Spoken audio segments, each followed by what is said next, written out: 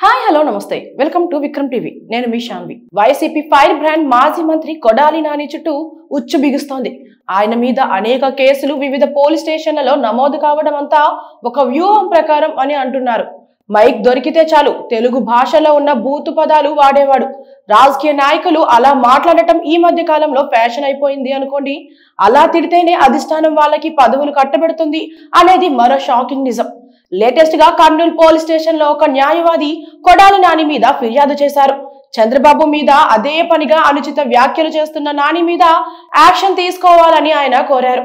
అంతేకాదు ఏపీలో అనేక చోట్ల నాని మీద కేసులు పెట్టారు. గుడివాడలో అయితే నాని రాజకీయానికి చెక్ పెట్టే దిశగా టీడీపీ గట్టి ప్రయత్నాలే చేస్తోంది. నాని అనుచరులు ఆక్రమించారని చెబుతున్న భూములను అధికారులు స్వాధీనం చేసుకున్నారు. ఓటమి తర్వాత గుడివాడలో నాని అడుగు పెట్టలేని విధంగా పరిస్థితి కల్పించారు. ఒక విధంగా చెప్పాలి అంటే నాని అజ్ఞాతంలోనే ఉన్నారు. ఆయన అక్కడి నుంచే తన మీద నమోదు అయిన అన్ని కేసులను సంబంధించి బెయిల్ తెచ్చుకోవడానికి చూస్తున్నారు. ఒకవైపు మాజీ మంత్రి జోగి రమేష్ ని అరెస్ట్ చేయడానికి ప్రభుత్వం చూస్తోంది. ఆయన కూడా అజ్ఞాతంలోకి వెళ్లారు. ఇప్పుడు మళ్ళీ కొడాలి నాని వైపుగా రాజకీయం మళ్ళింది అని అంటున్నారు. ఇంతకాలం మౌనంగా ఉన్న కొడాలి నాని వరద సహాయ చర్యల మీద ప్రభుత్వం మీద విమర్శలు చేశారు. ఆయన గతంలోలా అసభ్య పదజాలం ఉపయోగించకపోయినా ప్రభుత్వ తీరుని తప్పుపట్టారు. దాంతో పాటుగా గుడివాడలో తన రాజకీయాన్ని మళ్ళీ గట్టిపరచుకోవడానికి నాని చూస్తున్నారు అని అంటున్నారు. నిజానికి ఓటమి తర్వాత కొడాలి నాని రాజకీయాలకు గుడ్ బై చెబుతారని అనుకున్నారని ప్రచారం సాగింది. అయితే ఆయన మీద వరుసగా కేసులు పెట్టడం, టార్గెట్ చేయడంతో రాజకీయంగానే వాటిని ఎదుర్కోవాలని ఆయన పట్టుదలగా ఉన్నారు. దాంతో పాటు తన అనుచరులకు ధైర్యం చెబుతూ మంచి రోజులు వస్తాయని నాని అంటున్నారు. దాంతో గుడివాడలో నాని ఎంట్రీ తొందరలోనే ఉంటుందని కూడా ఒక టాక్ నడుస్తోంది.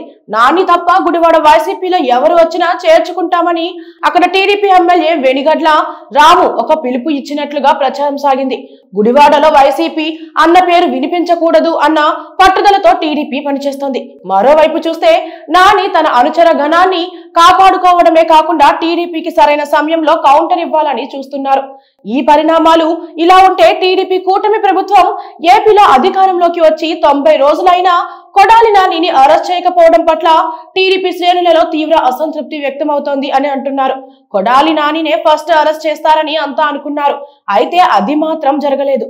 నాని కూడా అజ్ఞాతంలో ఉంటూ తనదైన రాజకీయం చేస్తున్నారు. ఈ క్రమంలో నాని అరెస్ట్ అన్నది ఆలస్యమే అయింది. అయితే టీడీపీ కూటమి ఎత్తులకు నాని పై ఎత్తులు వేస్తూ సక్సెస్ అవుతున్నారు అని అంటున్నారు. ఈ నేపథ్యంలో బెజవాడ వరదలతో నిండా పనిలం పడిన టీడీపీ పెద్దలు ఇప్పుడిప్పుడే ఉపశమనం పొందుతున్నారు. దాంతో వారు మళ్ళీ రాజకీయంగా ఫోకస్ పెడుతున్నారు. అన్ని అనుకున్నట్టుగా జరిగితే తొందరలోనే కొడాలి నానిని అరెస్ట్ చేయాలని టీడీపీ కూటమి పెద్దలు అయితే పట్టుదల మీద ఉన్నారని అంటున్నారు. కొడాలి నాని అరెస్ట్ టీడీపీకి ఇప్పుడు అతి ప్రధానంగా ఉంది అని అంటున్నారు. మరి నాని బెయిల్ ప్రయత్నాలు ఎంతవరకు సక్సెస్ అవుతాయో చూడాలి. వైసీపీలో ఫైర్ బ్రాండ్ నానిని కట్టడి చేస్తేనే రాజకీయంగా అది అతి పెద్ద విజయం అవుతుందని కూటమి పెద్దలు భావిస్తున్నారు అని అంటున్నారు. చూడాలి మరి ఏమి జరుగుతుందో.